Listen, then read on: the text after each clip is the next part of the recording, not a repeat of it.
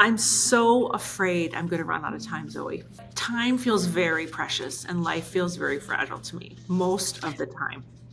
And you think that's because of the cancer? Oh, I know it is. And so my fear of rest is if I rest, I'll miss something. I guess like the part of me that I want for me is the more and more detachment from the outcome.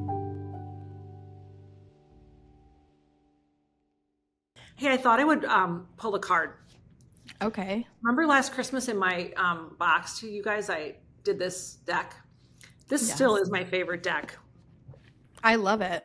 It's in my room. I have like a little abundance corner in my room, Oh, I inspo love for this. you. An And I abundance have like corner. my little like tarot cards. I have a money tree plant Yeah, too. yeah. I have all it's literally like Sarah's corner. It's everything you've given me. Oh It's my like God, all my that's so little sweet. Do you have sages and the sage one? everything. Have you ever lit that Mhm. sage? I did. Yeah, I haven't lit Especially when one. I moved into my apartment to like, Oh yeah. get any energy All out. right, can I pick one for you? Yes, please. Wise one. Ooh, I love this for you. Okay. It Oh, says grow within your current situation. All right, let's okay. find this. Yeah, let's figure out what this Let's means. see what she has to say for us. I'm also sipping from my Lollapalooza mug, Love. What are you sipping on? like my fourth latte of the day. I mean, Okay. it's a flat white and it's half decaf, so don't Yeah, criticize me. nothing crazy. Okay, knuckle down, be reliable and committed, be open to wisdom and insights from your elders. The wise one represents the wisest aspect of the goddess, the crone. In paganism and modern Wicca, the crone is the fiercest, most psychic, and most aware aspect of the goddess because she has been through many of life's challenges and overcome many setbacks. On this card, the raven in her hands represents the capacity to overcome the darker times and be reborn again and again. So she helps you to tap into wisdom, to overcome whatever life throws at you. Wisdom being the information stored in your soul rather than the knowledge acquired in this lifetime, and to learn from the experience of your elders. The wisdom of the wise one is based on something that the younger generation is often lacking: commitment and reliability.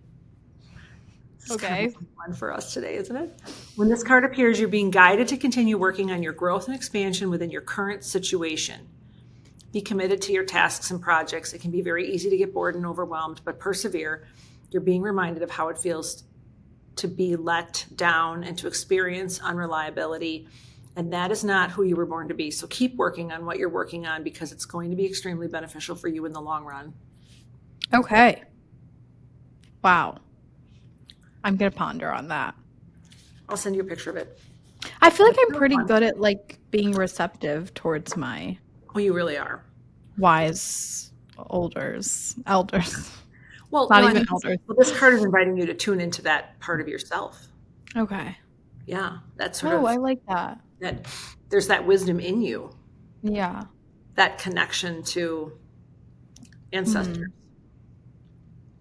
I love the part about persevering, even though it's bored or like that's Yeah, that really spoke to me because I'm feeling really bored right now.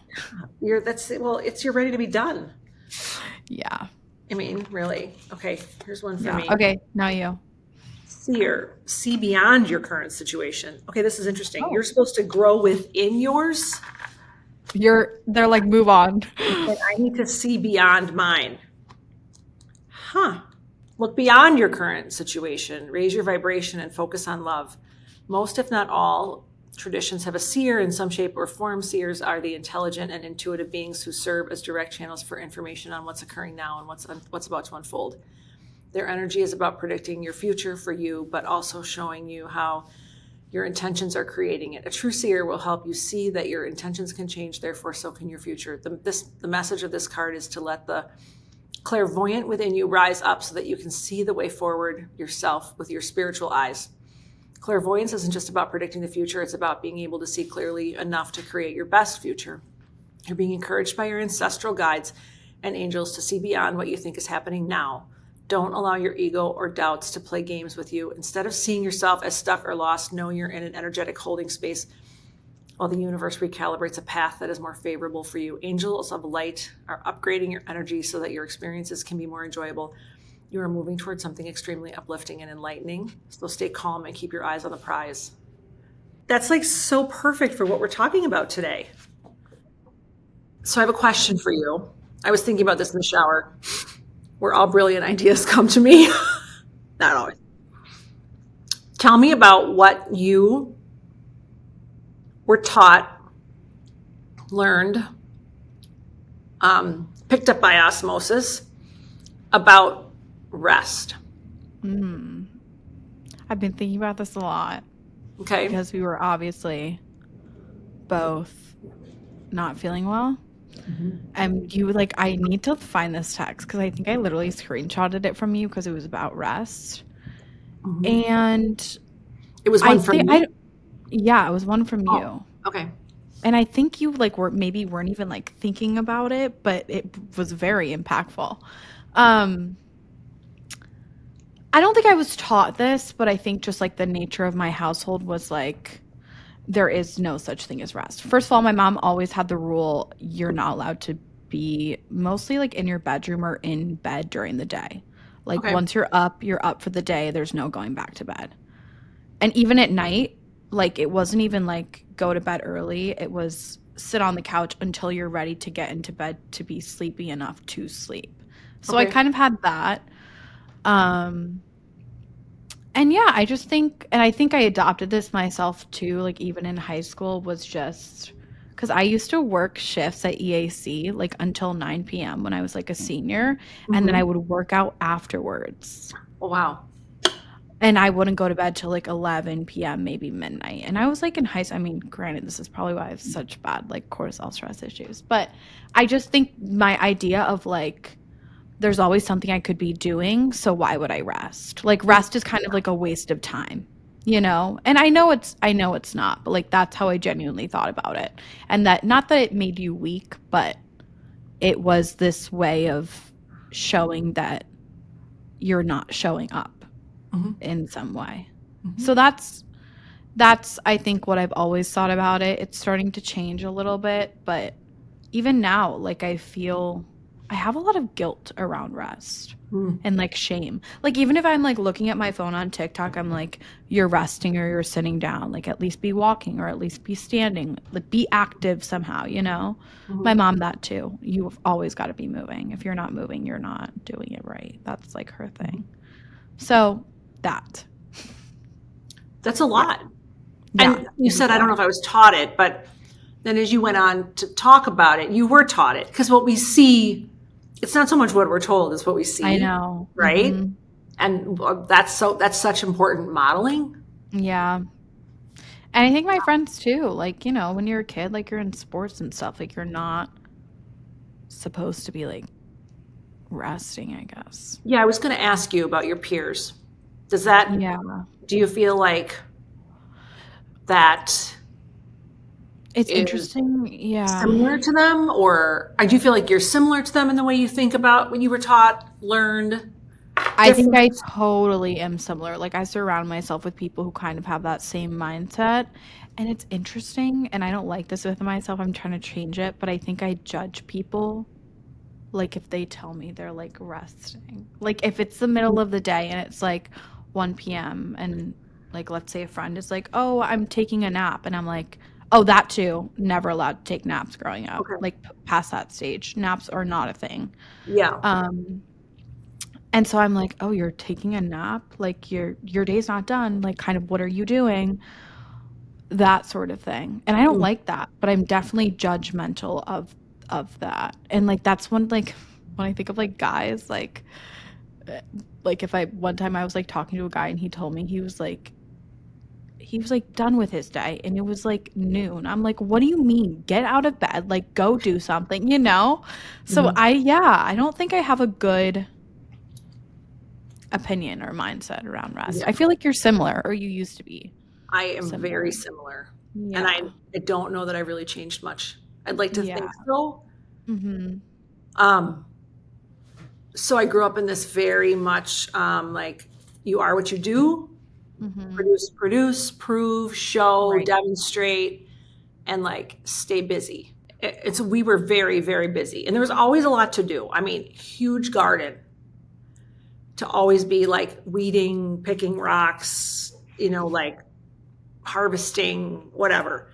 There were always some animals to take care of. Like we had pheasants raising in a cage, and we had to feed them, and like we had ducks in the yard, and dogs, and like in the summer we'd get a cat from my aunt's farm, and so like things to take care of. We did all the housework ourselves, so I always had a long list of chores. I was very much in the kitchen a lot, either cooking for myself, my siblings, even my whole family. Like I have memories of standing on a stool by the stove making beef stroganoff. How old were you? I probably was 7 or 8. Okay. And I mean, I remember my parents went away on a trip, and my Aunt Helen was staying with us, and she was so impressed because I made dinner for the whole family, and I made beef stroganoff, which you saute beef, you throw in a can of mushroom soup, you boil pasta. Oh, you saute some onions probably. But that's all, I have a 9-year-old. That's more than he would be, I wouldn't put him in front of the stove necessarily to cook a meal. I don't know. I wouldn't. Very much like a long list on Saturdays of chores to do. There was one family that lived next to us out in the country, and we would help each other. My best friend and I would help each other with chores. So we theoretically would get done with them faster so we could play. But it was a long list. I mean, I remember buffing their foyer. Oh, wow. Deep clean. It wasn't just like superficial, deep clean stuff.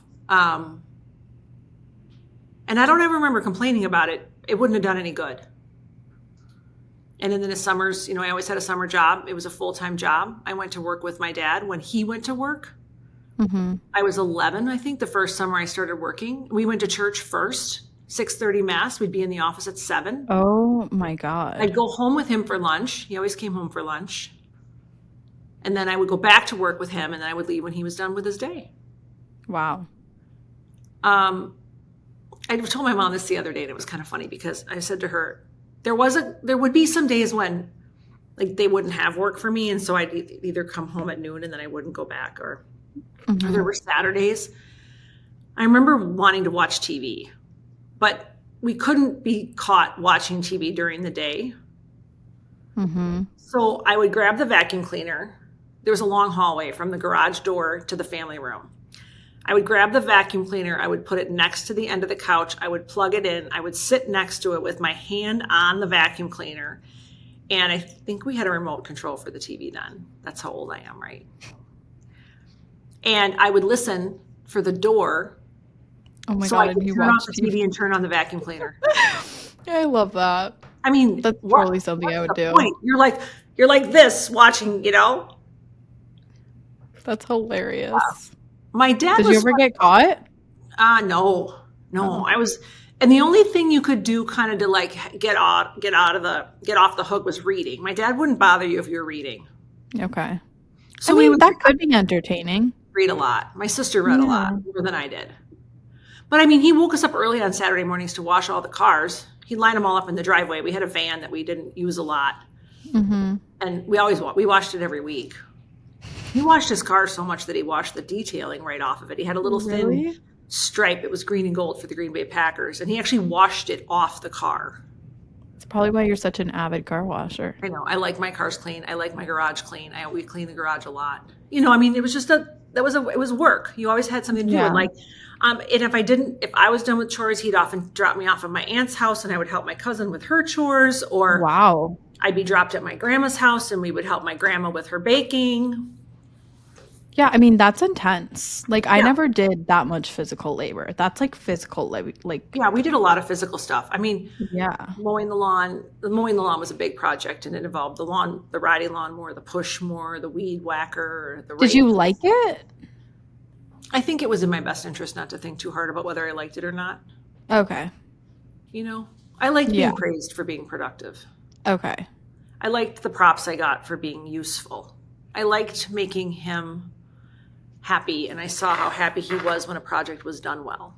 And so I geared a lot of what I did toward, I will make him happy by doing this well. And my mom, I did a lot with my mom too. I cleaned the house a lot for her whenever she had a migraine. I would just kick into high gear and start cleaning, organizing, dusting bookshelves, rearranging the pantry. I would even rearrange the furniture in the family room just to surprise her. Wow. Yeah, it was a lot. I was very much over functioning. There's a whole podcast on this one. Being parentified. But it was interesting because he would come home from work. Now, first of all, the guy got up at like 4:00 in the morning, and he worked hard. And he worked hard from the time he was little. I was with my aunt, who's 92 this year, and she was telling me stories about my dad. And she said, I remember when he was about 4 years old, how on Saturday mornings he would get up early and shine all the shoes.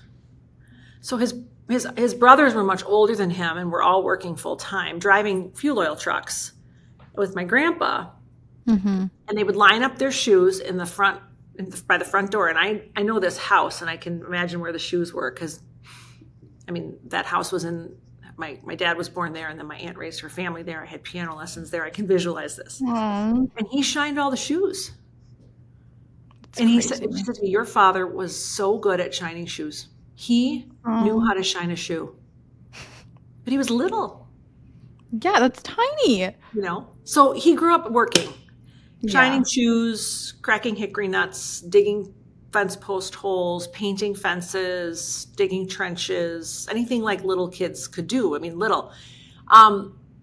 But he always used to come home from work. My mom would have lunch ready for him. He would make a few phone calls from the bathroom. They had a corded phone in the bathroom, in the powder room at our house. Wait, that's so silly. It's gross. Then he would take a nap, 20 minutes, and go back to work. Like my dad mastered the power nap. Yeah, jeez. I never thought negatively about his napping. It was in the service of what he needed to do for the rest of the day. Right? I'm a terrible napper. I can't see you as a napper. I don't think I would ever envision that. I have someone in my life who's trying to encourage me to become a good napper. I feel very conflicted about whether I even want to be. Yeah. Do you feel like you need it? Well, we were traveling and out late, and, in that scenario, it'd be helpful. Yeah. But in general, my resistance to napping is a fear of what I'm going to miss. And what else I can be doing, and the need to be productive. Yeah. Anyway, what am I saying? I just come from ancestrally, I come from a long line of people who overfunction, strive to prove, value productivity over anything else, right? Right. And rest was kind of like for the weak.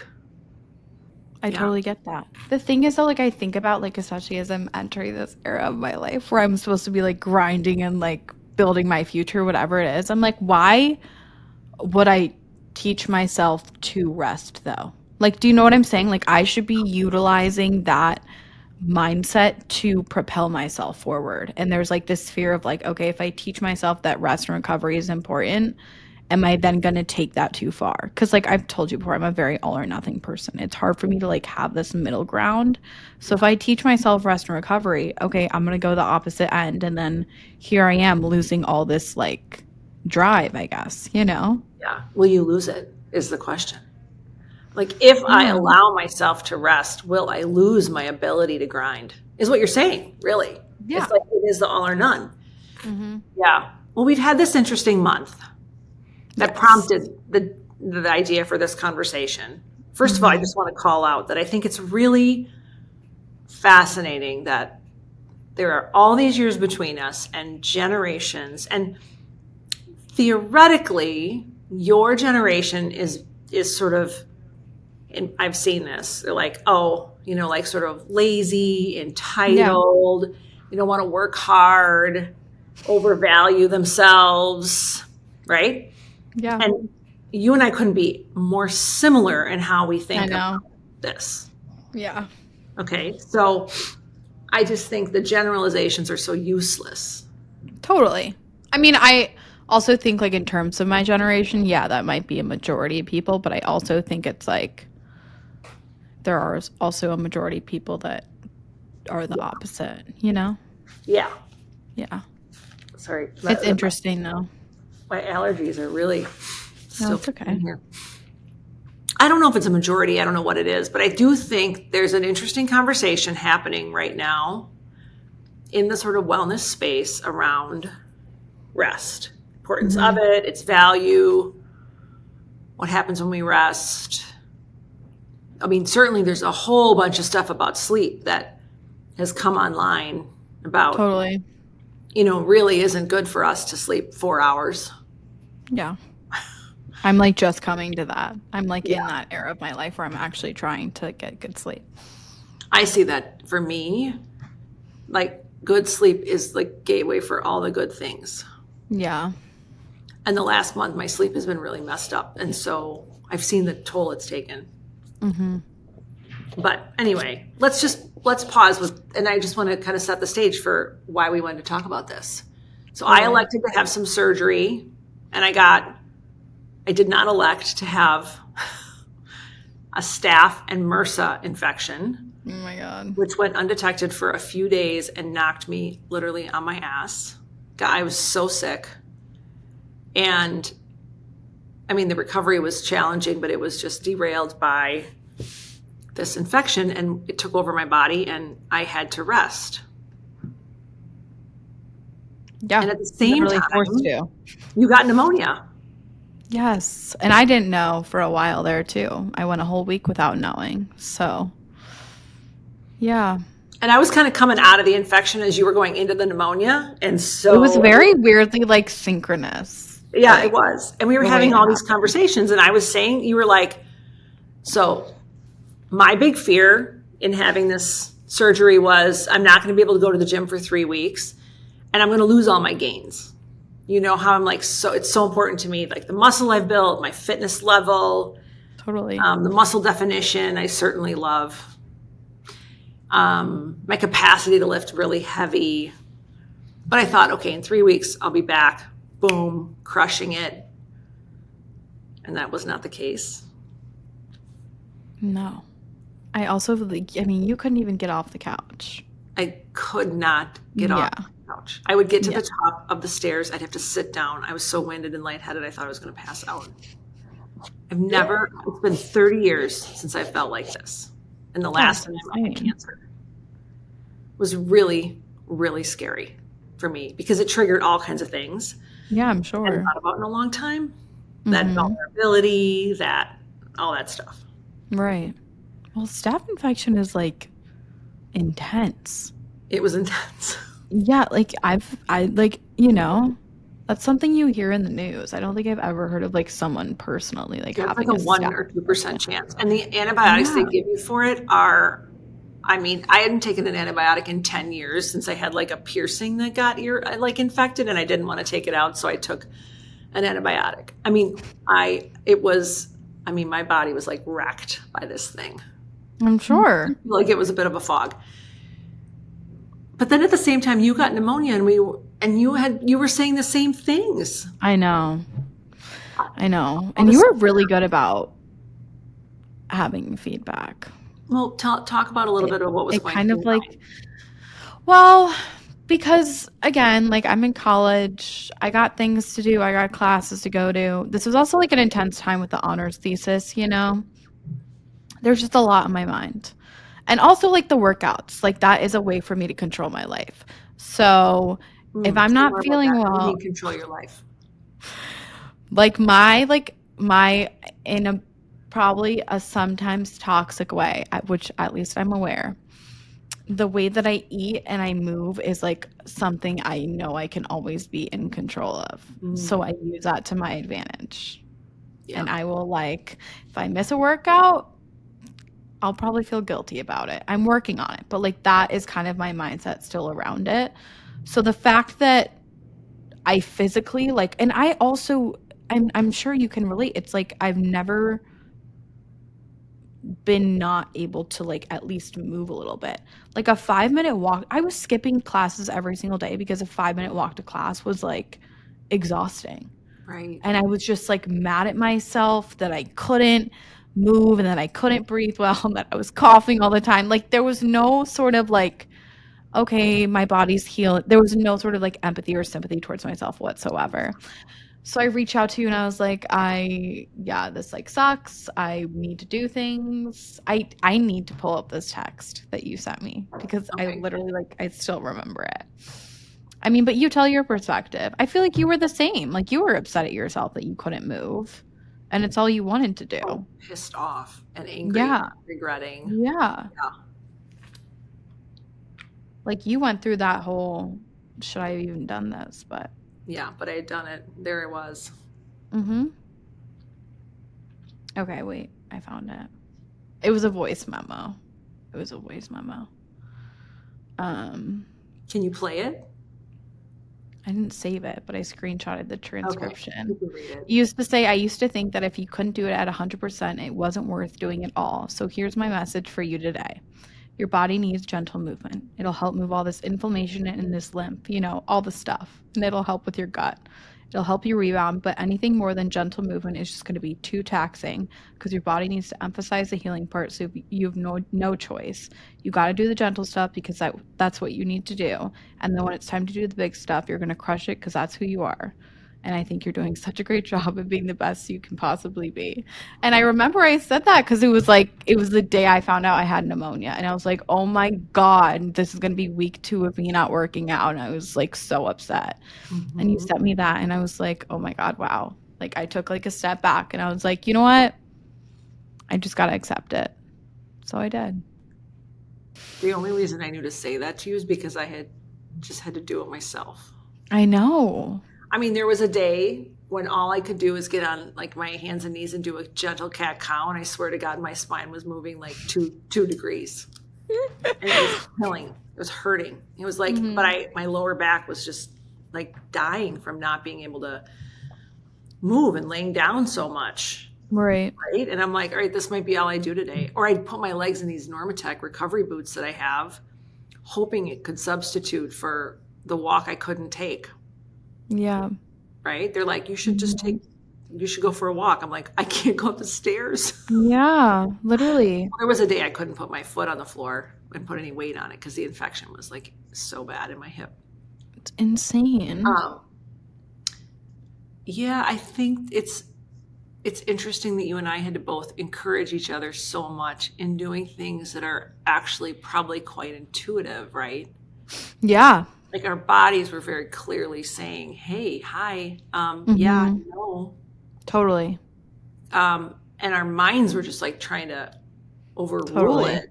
And there are days when I'm so grateful that my mind is so strong and powerful. Right. I mean, I can think my way out of shit like you wouldn't Well, believe. yeah. It's my special skill. Yeah. But this wasn't a time where thinking my way out of this was going to, I needed to think my way deeper into it, actually. Right. And that's what I finally started to do. I had this, so when I started to feel better, I scheduled a session. I had a session scheduled with a somatic therapist. I did this like when I was turning 50, and I was really struggling to get in touch with my own feelings. I just hated my feelings. I was trying to get away from them. And I had all these, we've talked about this. I had all these strategies and things I did to just escape the feelings, right? But then I learned to be more connected to my feelings, and it started to feel great, and it was amazing, and it kind of transformed me. And so I recognized a couple of things that I wanted to work on with her. I'd chosen this surgery, and I started to have this deep sense of regret and sadness that I didn't ask my body permission. Okay, that might sound crazy and a little woo-woo. Like, you mean permission to what? Like, do the therapy? Like, I didn't have a conversation with my body to be like, hey, I want to do this. I want to have this surgery. Here's why. Like, I love you. Oh, I see. You're amazing. I appreciate you for all the things you've done for me. This isn't me hating on you. I'm not punishing you. It's I didn't have that conversation with myself. And the part of me that loves parts work and internal family systems kind of forgot that there might be parts that would feel very fearful of me choosing this. Right. Now, for people who don't understand parts work, they might start to think I sound like batshit crazy. Like, who is she talking to?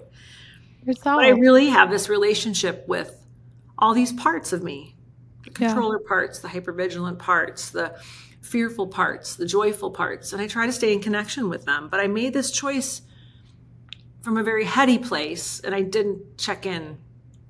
And I started to feel this angst in myself from other parts of my body that were like other parts of me that were saying like, whoa, whoa, whoa, whoa, whoa, what did we do here? This is not who we are. Right. Like I have a meeting sometimes in the morning and I just check in with everybody. Okay, again, I sound like, am I a multiple? I do. I'll be like, does anybody have anything to say this morning? How are we doing? And you know, Yeah. if I sit quietly enough, things will come up. I didn't do that this time. Anyway, it's a whole other But you topic. did talk it out with other people. I talked it out with other people, but I didn't talk it out with myself. Right. Mm-hmm. And there's a big difference there. I didn't sit with it in me and talk about it with myself, right? And Right. kind of reassure. And I got a little carried away with the idea of what I wanted to do and why. I skipped a step. Yeah. And then I could feel those parts still very angsty inside of me. And they were the parts that were saying, this was a mistake. This was a short-sighted decision. This was selfish. Yeah, I felt very selfish. I was very much feeling like I didn't put my children first. I didn't put my family first. I didn't put my relationship first. I thought this was going to be not a big deal. I could just do it and then I'd bounce back. And I didn't,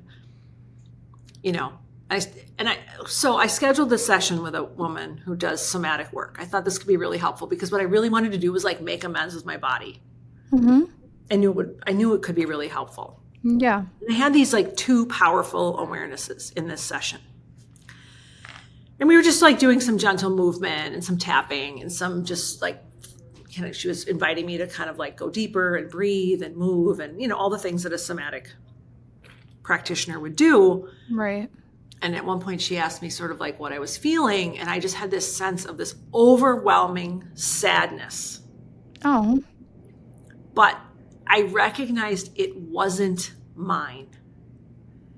And it was this visual that was so clear to me. It was like a cloak, like a heavy, massive cloak that had been handed to me that was very old, like musty, tattered, right?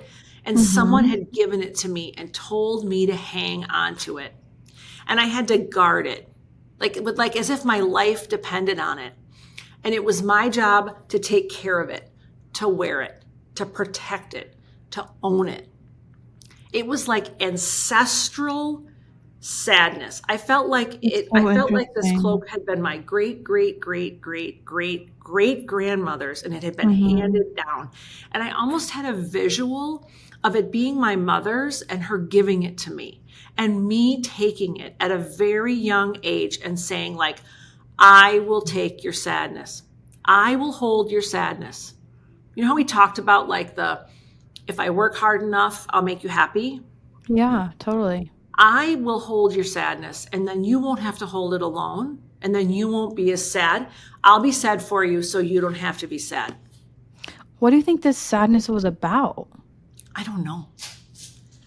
Generations of women who weren't able to achieve their full potential and not able to ever tune into what they wanted and who they were and make choices for themselves and their self-sacrifice and their literal like this way in which they lived. Like I will give it all for the greater glory of.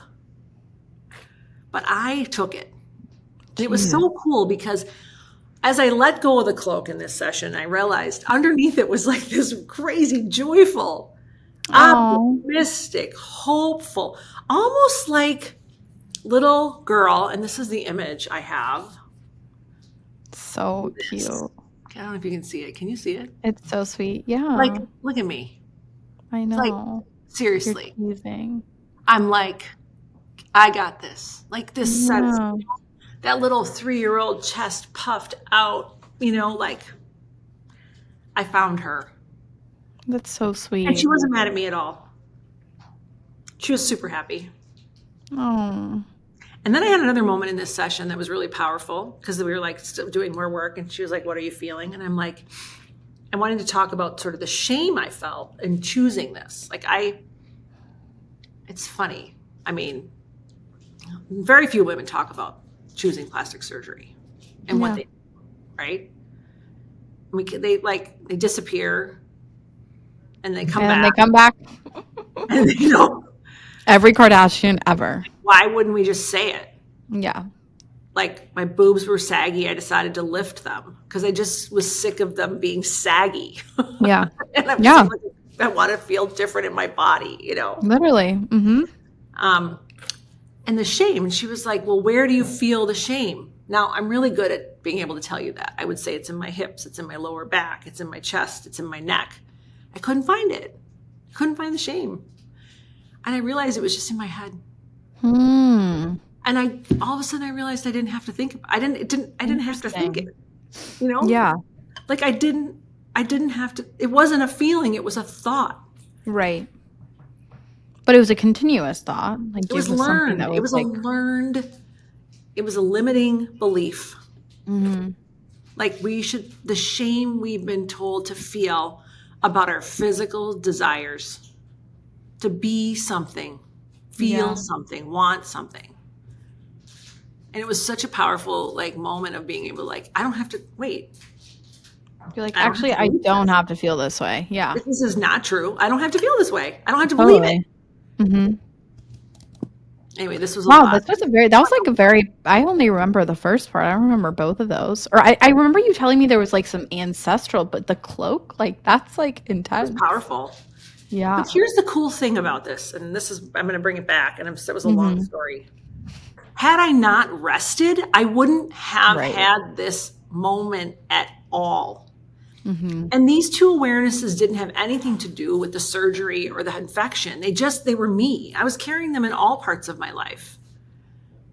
But had I not allowed myself to rest, I wouldn't have had that experience. I wouldn't have had it just wouldn't be sitting here with this new set of awarenesses.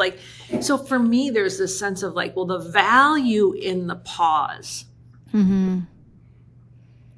is that we allow ourselves, we can invite new patterns, new awareness, new things can emerge. But if we don't create any space in our lives, and we just stay on the treadmill, none of that can happen. None of that new learning and awareness can happen. Right. And I think the busyness and the productivity is often, oh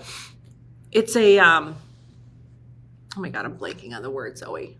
It's a coping strategy. Yes, coping mechanism. Well, this also makes me think of defensive mechanism. Yeah, but also I'm trying to think of this. I think your rest time was more productive than my rest time, not to compare. But I really struggled with it. Deep into this shit. You know me. I know, but I struggled with that. I was really trying to get into it, but I felt overwhelmed by it. Say more.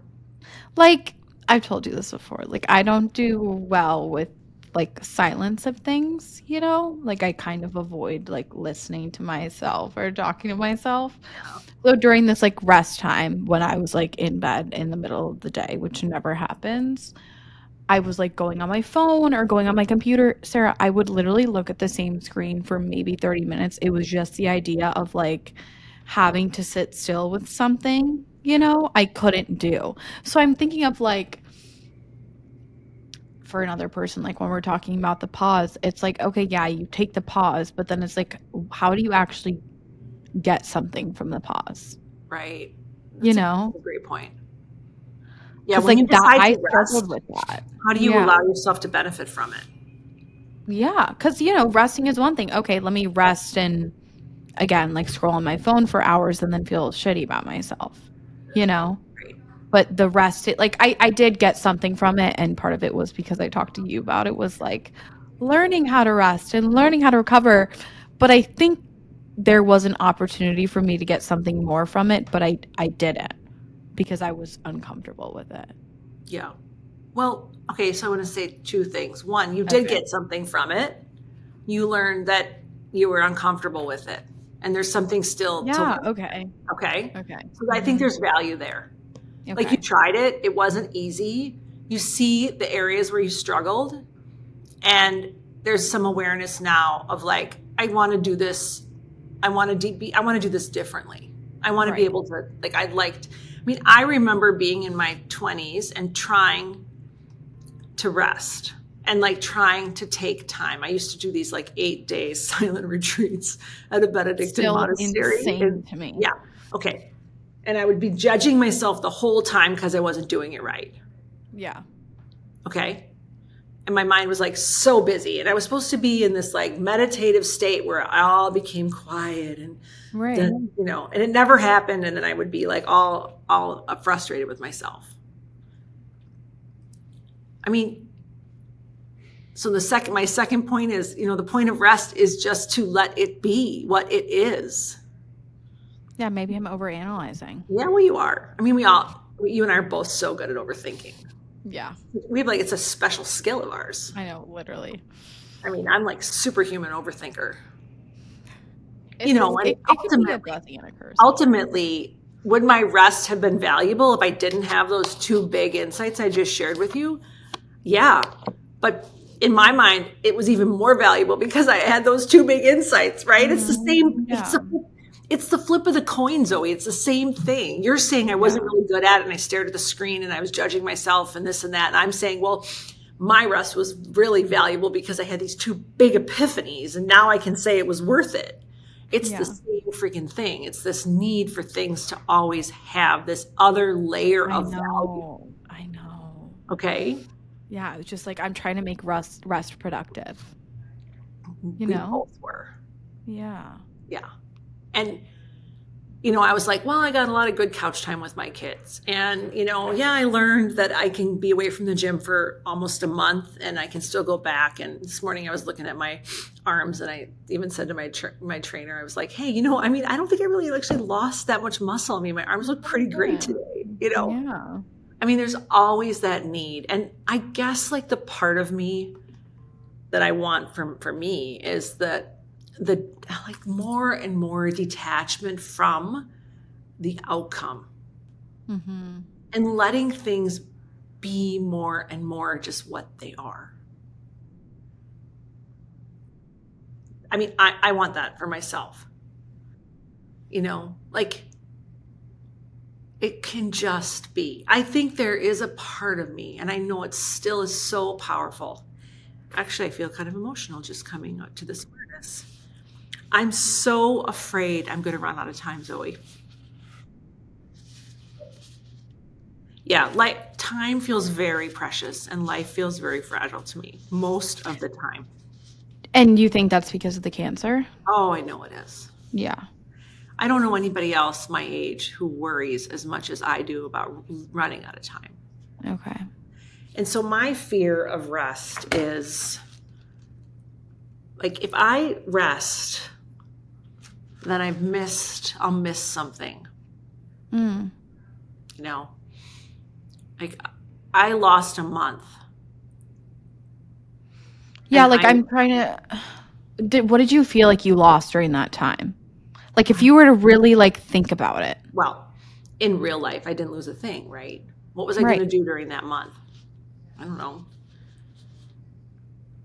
It's not the what is, it's the fear of what might be, right? Okay. When you really sit with the what is, I'm like, well, look at all that I gained that month. I mean, I had to lean on people differently. I showed, I have this new friend in my life. I hate the word boyfriend. Why? Well, because he's not a boy. I mean, if he was a boy, I wouldn't be attracted to him. The man friend. The thing I love most about him is such a man. Like, and I just the boyfriend when you're in your 50s. I don't like the word like partner either, personally. So I don't know, partner, lover. I don't know what word to use, but boyfriend just. We can come up with something new. I feel like it devalues who he is and how I think of him. Okay. Like I dated a boy. I married one. It was awful. What would you want to call him? I don't know. My special friend. I allowed myself to let him see that vulnerable part of me. It was really scary. I was really afraid, like, if he sees me sick, he won't want to be with me. because what Interesting. he loves most and appreciates most are all those parts of me that are such the doer, the producer, you know? Like, it's not true, but that was a fear, right? Right. Right. You know, the little girl that was afraid to be caught on the couch watching TV and not being productive. Mm-hmm. I think that's interesting too, though, because like you were genuine, like you had a staph infection, yet you still had that fear. Zoe, I had cancer. I didn't, I kept 4 classes. I told one person in my dorm. I had one professor who found out because he saw me at radiation because he was there with his wife who had breast cancer. I was an RA. I didn't tell anyone. I It got actually stuns me. straight A's that quarter at Yeah, I can't get Northwestern, over of that. all places, my junior year of all years. I can't get over that. I could never, yeah, no. I could never imagine that. So, I mean, a staph infection? My whole mantra in life is when something is hard, I always think, well, it's not cancer. You know, that's the I know, bar with which I measure all challenges. I know, but it's also because you did like the Ridiculous. idea of that life happening while having cancer is, how do you measure up to that ever, Yeah, it's Sarah? ridiculous. It's so unrealistic. I mean, it's realistic because you did it, but it's unrealistic. I know. It's ridiculous. Yeah. But I think, it's a good reminder to me of how drilled into me, Totally. Yeah. I mean, I remember you saying it's just pneumonia. I know. Well, that is how I thought about it. I know, and I'm like, yeah, and Yeah. you You push did. yourself too You were hard, the you're you were gonna the just feedback. be in the hospital Right. with pneumonia. I know. And I listened, and look, now I'm on the mend. Look at you. So this is our last episode of the season.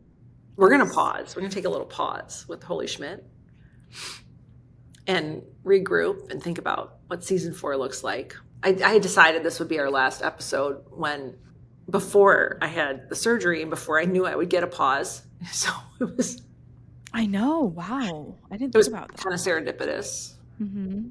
I feel like this season has been very different than the other 2. They've all been different, but I've really, really enjoyed the episodes that we've done together. It's only made me feel more connected to you. Oh, same. It's funny, you're about a mile from me right now. We can't I sit know. in my office because it would look Yeah. weird in the recording. okay. So you're home from school for Thanksgiving. Yeah. We were together yesterday. I know. But this has been a great season. And selfishly, Totally. I've loved the episodes we've done together. And they've taken off. I mean, They really have. I think we're just a good dynamic duo. well, Not to hype ourselves up. what is isn't that a funny thing that there's such a connection? And, we've said this before, but people would say, oh, well, there's 30 years between you. What could you possibly, well, you got Everything. Everything, right? Yeah. Literally. My hope is that as we continue, because we're going to, Yes.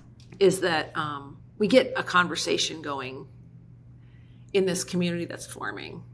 Because Yeah. I really want to hear from people what's resonated, what do they want to hear more of. I loved the question episode we did together because I loved knowing what was on your friends' minds.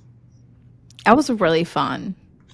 And it's so like I was thinking about that too. I was like, I think it was really easy for them to come up with questions. Like I think everyone's just really curious. Your friends are just curious people. Is that what you're saying? But I'm also like thinking about like me, like the first time I met you, I remember being curious. Like if we really try, like we can care, if that makes sense. Yeah. Well, I was curious about you, well, I'm going to leave my kid with you. So there's that curiosity, but then I was like, what makes her tick? But that's kind of how I look at everybody. And then then we just found all these things that we had in common. I agree. You're Ask Sarah Schmidt. Go follow her on TikTok. Community. I think what I hope people pull from this episode, and we've been just sort of storytelling about our own experience of like taking some time and what we learned is, I mean, there's value in all of it, Mm-hmm. you know? And when you kind of mix it up, like we were both forced to mix it up a little, you will discover something new about yourself. Right. So if you can't just pause and rest for the sake of rest or pause, do it for the fact that you'll learn something new. And that's okay. That's okay too. I wouldn't want to change anything really of the last month, because I feel like the things I've learned, I really needed to learn. Yeah. And I feel so much more integrated as a human being. And I feel a little freer. I have a little more confidence that, if I needed to take another break, I'd be okay. Yeah, totally. The whole, like, if I don't go to the gym, who am I? Well, I didn't throw anybody off a bridge. I didn't scream at my kids. All the things that I used to joke, like, I'm only here so I don't yell at my children. I don't kill anyone. It was okay. I was fine. I got back to it, and, it's all good. They missed me, but they were fine too. Of course they did. It's important Yeah, to it's not let our interesting. routines define us. Yeah. I think it's really easy to. I feel like especially now, like with wellness culture, it's like a bragging point for people. Yeah, I mean, I've been guilty of it, but yeah. I get it. I think it's really, really important to not let all that stuff define who we are. Yeah. I mean, my grandmother, I don't think ever took a supplement. And she was probably really healthy, right? Well, I think she lived to be 89. Yeah, that's very No. impressive. Yeah. Both of my grandmothers. I mean, my mom takes some, but there she is, 83, crushing it 4 years after a massive heart attack and nearly dying from a rupture of her septum wall, Mm-hmm. I mean, she gets on her treadmill for 30 minutes a day and walks so slow, I could, I don't know that I could probably take a nap. She's crushing it, Yeah. We shouldn't let those things define us. We're so much more than that. Totally. We're so much more interesting. I know. I know. Yeah. Yeah. It Okay, is what very else much is on your mind as we wrap this up? I think I just very much resonate with your being. I think for me, like on my mind right now, especially with like the resting situation, was like also what is just being mean. I don't know. Like I feel like everything needs to be very, again, productive. Like how are we moving forward? What are we looking for? How am I going to up level, whatever it is? Mhm. And like I look at myself from like a year ago to now, Oh my gosh. and I, especially with like going abroad and everything and learning how to like, I think the key for me to like peace and like being happy has been being okay with just being and not constantly like doing or looking for or whatever. Like I was telling Ava the other day, I used to be a huge podcast person. Like every single second of every day I'd be listening to like how to face rejection, like all the like the Jay Shetty, whatever, all the self-improvement Something stuff. that you're going to learn something and up level and some Exactly. Like little how am I wisdom. going to become the best version of myself? And I realized that yeah, like those tools are great. Whatever. Great people, great stories, great advice. But a lot of that I think for me was one, distraction, and two, like this idea of I need to be constantly doing and constantly fixing. Like there wasn't ever this I'm okay with just being who I am right now kind of thing. So I feel like for me the whole thing of like the pause was like again like allowing myself to rest and recover and be that version of myself without trying to like fix and do, so Yeah. I guess that's on my mind, was just the idea of like I feel the best when I'm not forcing things, I mean, ultimately, freedom is that ability to rest in just who we are, right? At our core. Yeah. That timeless, loving being that we were created as, right? Like free from all constraints. Yeah. It's like Buddhism kind of, that whole idea of just like Peter Crohn's message. It's that freedom from all constraints, limitation, limiting beliefs. It's the ability to be and to rest in that knowledge of I am who am. Yeah. Yeah. I am loving awareness. That's Ram Dass, Yes. your I meditation? mean, what am at my core, Mhm. without any effort, without any action, who am I? And Yeah. believing that, right? Yeah. And then moving from that place, right? If I am fundamentally loving awareness, if I am who Right. am, right? That's like deep in the Old Testament, right? If I was made in the image and likeness, okay, I'm getting a little deep and spiritual. If I believe that, and then I choose to do from that place, wow, that's power now, Yeah. right? Because it's not compensatory. So maybe that's the biggest value in rest is to tap into the who am I if I do nothing? If I am not thinking or doing and I am just being. That's like a hard thing to like come by sometimes. Very hard. Yeah, it's very hard. We've been so programmed, which is where we started this whole conversation. We've been so programmed. But I think the important thing is like recognizing that's programming. It's not who we are, right? Yeah. We can choose it, but we don't have to. Right. It's useful at times, so it's great that you can tap into it, but it isn't who you are. Yeah. I want you to think about that as you're filling out applications for grad school. It's been on my mind. I know it is. A lot of things are like, and you're talking to somebody who did 2 master's degrees and a PhD trying to find themselves. Well, we're 2 days from Thanksgiving. This will air a little bit after, but I would be remiss if I didn't tell you that it is just, my heart is full of gratitude for you. Oh my God, same. I don't like that you get to compliment first, because then it's like when I say same, it's like, well, then say it ahead of me. Okay. We're going to eat a lot of turkey and all kinds of things, but I love Thanksgiving because I love gratitude. It's my thing. Yeah, it totally is your thing. I should have worn my grateful necklace. I have my love necklace. Same thing. But that's how I love. That's my love language, that ability to be grateful and be generous. Totally. Oh, God, I love that about me. Yeah. And just so much gratitude for you. Same. I have so much gratitude for you. And think a year ago, right? Was like when we really started the social media. Yeah. You came over for Friendsgiving and you took you did such a beautiful reel. And I was like, wait, why am I trying to do this myself? That was like the first time I met Grace and Jess. And I think the first time I met like Callie too, like officially. Kind of. Yeah, that's when you became part of our family. Yeah.